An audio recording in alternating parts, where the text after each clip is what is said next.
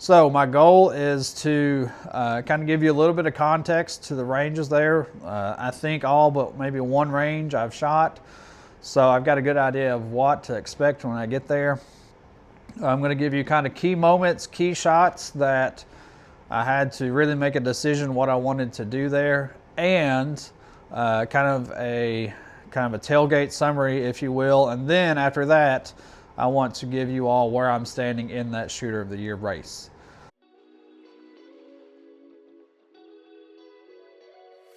All right, guys, welcome back to the channel. Thanks for watching today. Today is a video that I've been looking forward to for the last little bit. So, we have nearly reached the end of indoor season for archery, and I've gained a new respect for it. I think it's something that I definitely want to do more of in the coming year after hunting season. Give a little more time to it. But what I'm most excited about is that here in Kentucky, our 3D season is next month. Here in just in a couple of weeks, our first qualifiers will be happening. And with today's video, I'm launching a new series called Road to Shooter of the Year. Now, just to set the stage a little bit and give you a little bit of background. So you have two different types of circuits within ASA 3D. The first, and probably the biggest and most well-known, is the national level circuit. They travel across the eastern part of the country to different states. You have the best of the best that are shooting there. And then you have the state level. There's a lot of states here close to Kentucky, and including Kentucky, that have their own circuits of 3D shoots that happen at local clubs that also competes for a Shooter of the Year. And that is what I'm going for this 3D season. I'm going for Shooter of the Year in the known 45 class here in Kentucky. I think I've got a good chance for it. I've been able to spend some time behind the bow that we've built here on the channel, and I'm really liking how things are going with that. And last year, I wanted to this year, I really want to pursue Shooter of the Year for the state of Kentucky. So I want to bring you guys along for that. So one reason I want to go the state level rather than the national level, at least for right now, is because, again, it is the best of the best that are showing up out there. You have the pros, the world champion archers out there.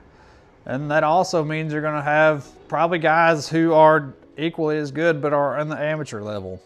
I don't think I'm ready for that just yet, but I do think I can give a good shot at getting the state championship buckle.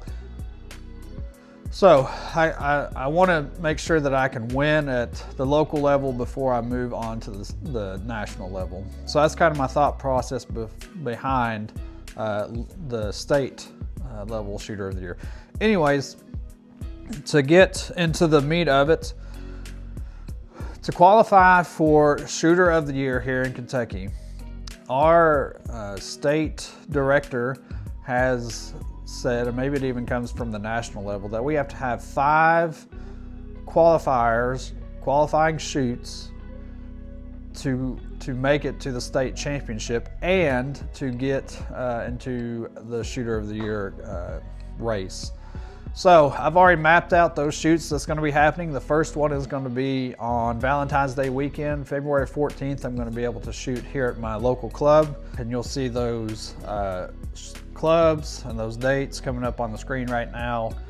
I also had to do a little bit of tweaking to what I was shooting for indoor compared to what I'm going to shoot for 3D.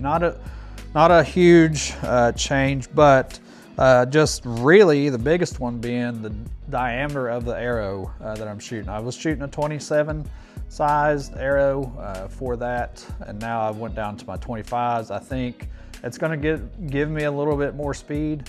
Not necessarily. Well, the other biggest thing is I'm shooting at different distances, not just one distance. So That's one change that I've done. I've also changed the modules that I've was shooting for indoor. I was shooting the 75%, and now I went to the smooth mods here on my Verdict. So really not really any big changes. Still shooting the Ultras 25s. I shot those last year. You got to see kind of my breakdown for those. So like I was saying, I've got 5 different shoots that I have to do.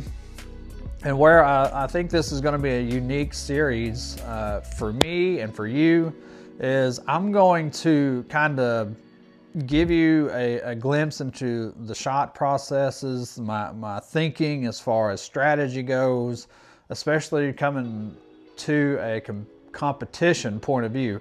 So my goal is to kind of give you a little bit of context to the ranges there. I think all but maybe one range I've shot. So I've got a good idea of what to expect when I get there. I'm going to give you kind of key moments, key shots that I had to really make a decision what I wanted to do there, and kind of a tailgate summary, if you will. And then after that, I want to give you all where I'm standing in that Shooter of the Year race.